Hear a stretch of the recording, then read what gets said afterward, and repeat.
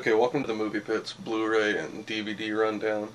First, let me mention that the fact that there was not a weekend movie review this past Friday. Well, that's kind of because this weekend was a little hectic, and frankly, there wasn't really anything that came out this week that I just had to see right now.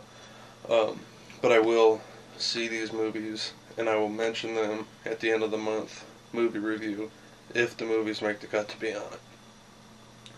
Anyway, today I was going to do review the movie Choke that came out on DVD last Tuesday, but I decided to hold on to that for at least one more week because I've really wanted to do something on this movie for quite some time. The movie is Jack Ketchum's The Girl Next Door. If you haven't heard of this movie, I'm really not all that surprised. You'd really have to be an avid fan in the horror genre, or just really be a fan of Ketchum's books in general.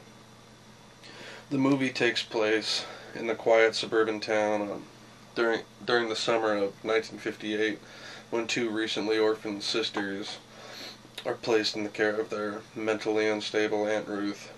But Ruth's depraved sense of discipline soon leads to unspeakable acts of abuse and torture that involve her two young sons, the neighborhood children, and one 12-year-old boy whose life will be changed forever.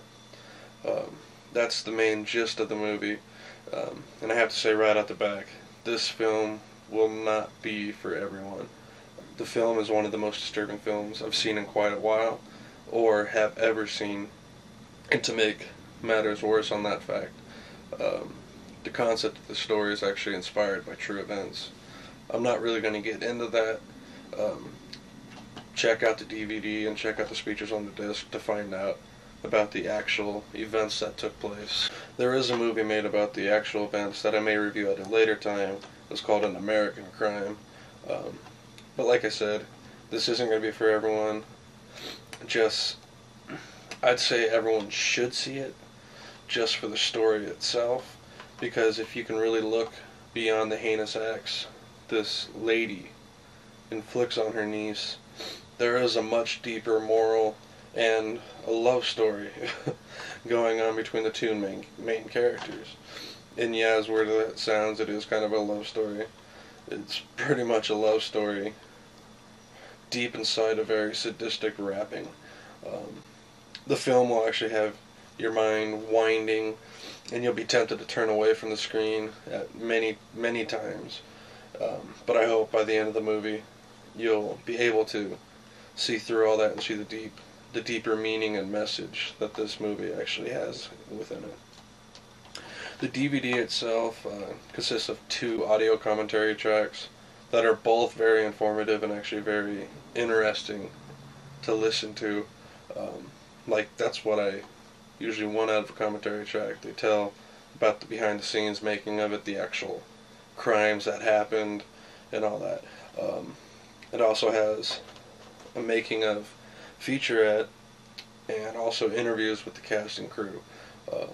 And if you actually pop this into your DVD-ROM, you actually get a chance if you want to read the actual screenplay for the film itself. All around, I think you should check this film out.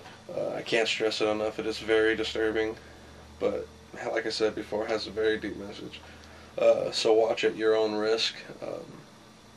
I also think that if this movie interests you, you should go to your library and actually get the book of it, Jack Ketchum's novel, because once you see this movie, it might be hard to believe, but the book is actually a lot more disturbing than what this movie actually is.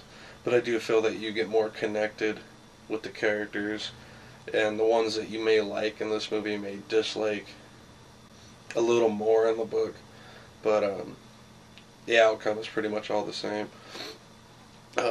The first line in the book, and actually the first spoken line, I believe, one of the first spoken lines in the movie, is "So you think you know what pain is."